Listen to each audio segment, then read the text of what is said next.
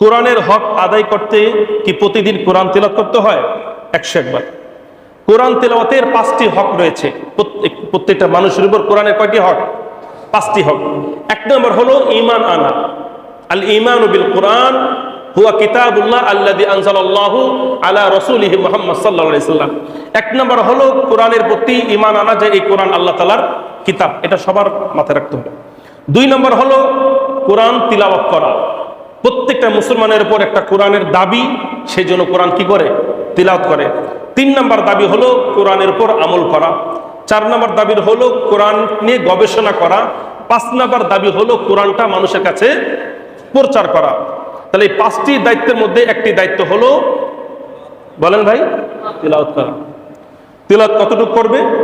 যতটুকু পারে, যতটুকু সাধ্য হয়। প্রতিদিন কমপক্ষে আপনি একটা সূরা পড়েন, একটু সূরা পড়েন। আচ্ছা ভাই, আপনাদের কি সূরা ইখলাস মুখস্থ আছে না? সূরা কাউসার 1 লাইন মুখস্থ আছে না?